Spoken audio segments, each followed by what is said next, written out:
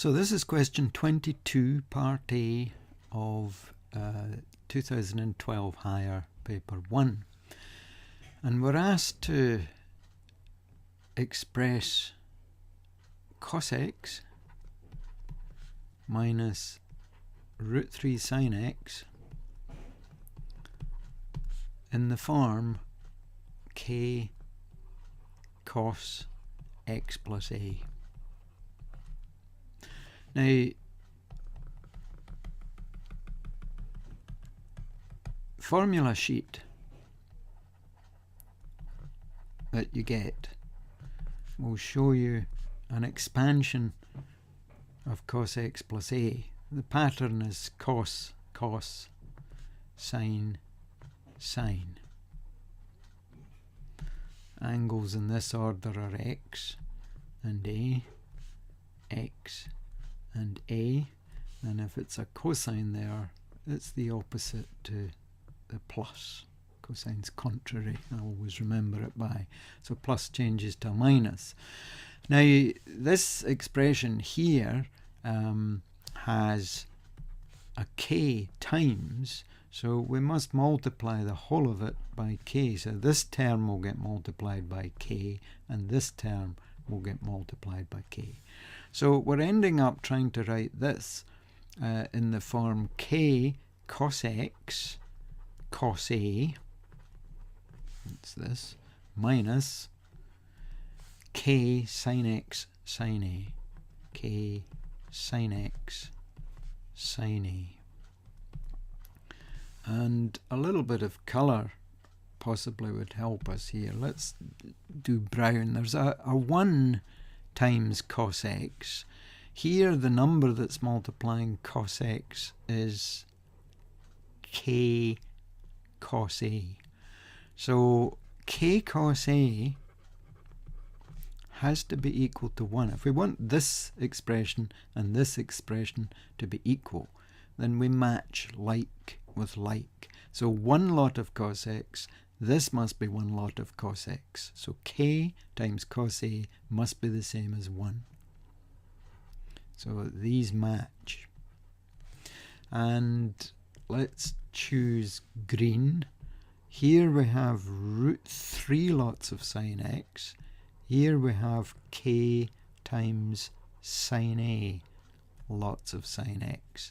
So again, doing the matching, if we have minus root 3 lots of sin x here, then here minus k sin a lots of sin x. These green circled expressions must be the same. So k sin a must be identical to root 3. So that's what we've got to work with. I always remember this, that we've got 2 branches from here. We have 2 things to find. And the first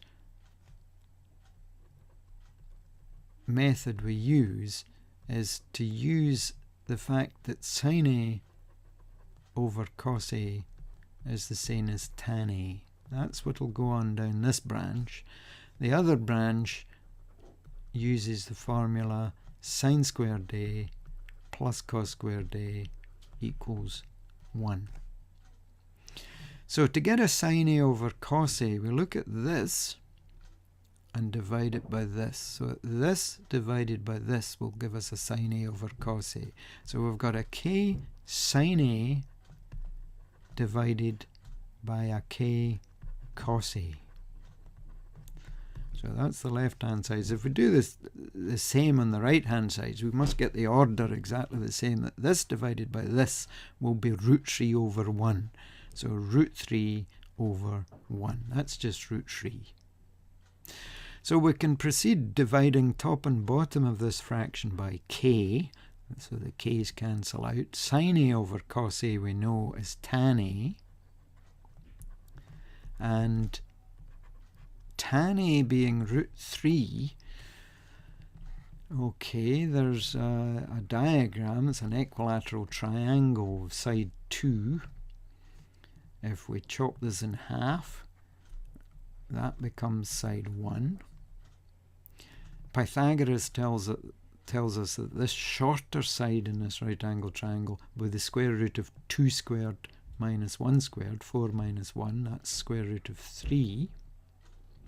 And the angles, they're all 60 degrees, are pi radians, that's 180 degrees over over 3. 3 into 180 is 60.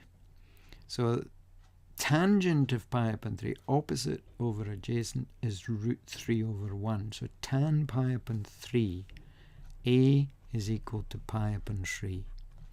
Now, normally when we do tan being a positive number, our quadrant diagram will tell us we're either in quadrant 1 or quadrant 3. And to know whether we're in the right quadrant, we would have to really go back up to these two equations and figure things out. The k we know is positive. So cos A being 1 with a positive coefficient here would imply that cos A is greater than 0. Cos A is positive here because this is positive, that's positive, so this must be positive.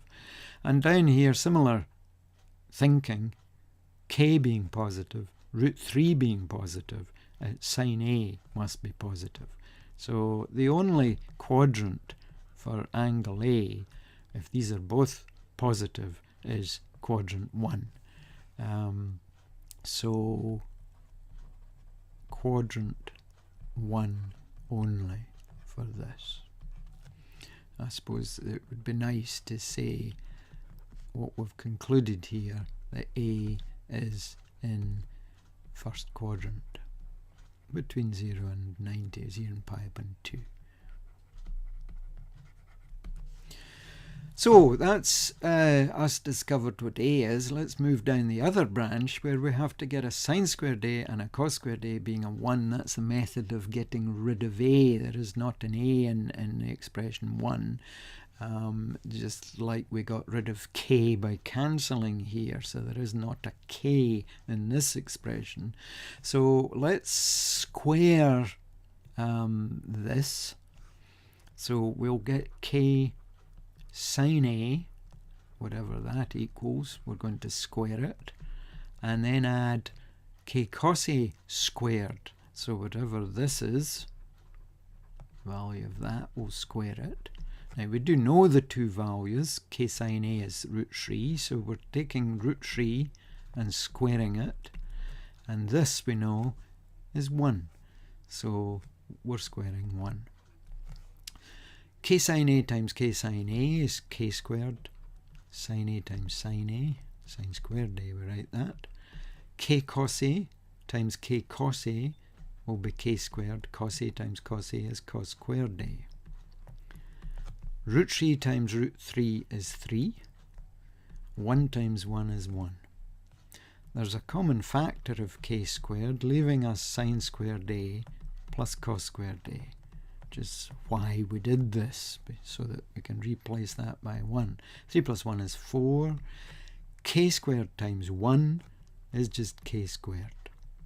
So K squared being 4, K would be plus or minus 2. However, we know from the description at the start that they're expecting K just to be greater than 0. They're making K just greater than 0. So we've found them. A is pi upon 3 and K is 2. So our final discovery is that the expression cos x minus root 3 sine x can be written as K, which is 2, times cos x plus A, where A we've discovered is pi upon 3. So there's our final answer for part A.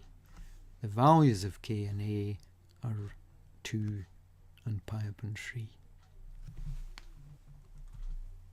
So let's now look at the second part of this question. and I think we could deposit this final answer that we got somewhere up here so that we can refer to it.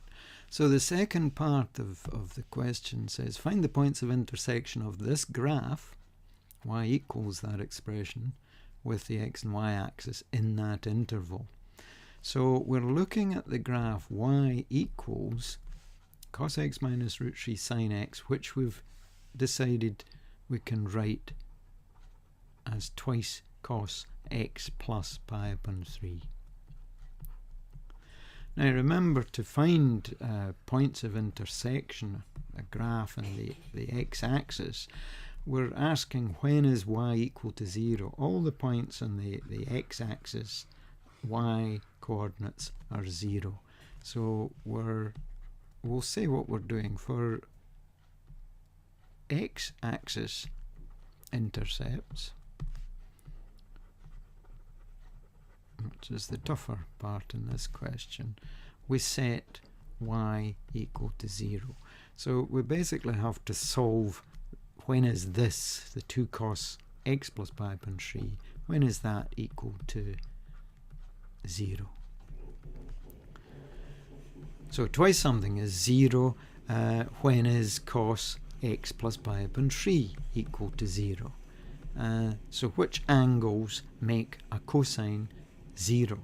And we know cosine is 0 at pi upon 2 and 3 lots of pi upon 2 from the graph. There's y equals cos x, or cos theta. Let's call it cos theta, we'll get confused. So when theta is pi upon 2, cos pi upon 2 is 0, and when theta is 3 pi upon 2, cos 3 pi upon 2 is 0. So the angle here isn't theta, it's x plus pi upon 3. So there's 2 values of this angle, x plus pi upon 3. The first one is pi upon 2, and the second one is 3 pi upon 2. And each of these values, cosine will be 0.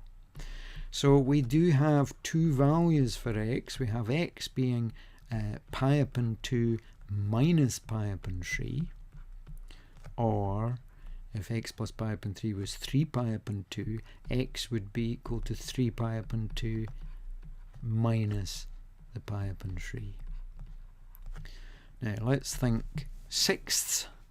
Pi upon 2 is 3 lots of pi upon 6 multiplied top and bottom by 3, and pi upon 3 is 2 lots of pi upon 6 multiplying top and bottom by 2. So if we have 3 lots of pi upon 6 minus 2 lots of pi upon 6, we'll get 1 lot of pi upon 6. And doing the same sort of thing for this, we have 9 lots of pi upon 6 multiplying top and bottom by 3 minus 2 lots of pi upon 6 multiplying top and bottom by 2. So we have 9 lots of pi upon 6 minus 2 lots of pi upon 6, giving us 7 lots of pi upon 6. So the x-intercepts is find the points of intersection of that graph with the x and y axis. Both of these are within the range 0 up to 12 lots of pi upon 6 would be 2 pi. So we're within range. So the points of intersection, points of intersection on x-axis are pi upon 6, 0, and 7 pi upon 6, 0. So that's 2 points of intersection on the x-axis. On the y-axis, up and down here, we want the angle to be 0. So for y-axis intercept, we set x equal to 0. So we get y equals 2 cos 0 plus pi upon 3. So it's twice cosine pi upon 3. Now pi upon 3 is 60 degrees. We can get an exact value for this from our equilateral triangle of side 2 chopped in half to get a side 1 there. 60 degrees, pi upon 3 radians is there. The Pythagoras would tell us this side is the square root of 2 squared minus 1 squared. That's the square root of 3. So the cosine of pi upon 3 is, so k adjacent over hypotenuse, we didn't need the root 3, it's 1 upon 2. So it's twice 1 upon 2, which is 1. So point of intersection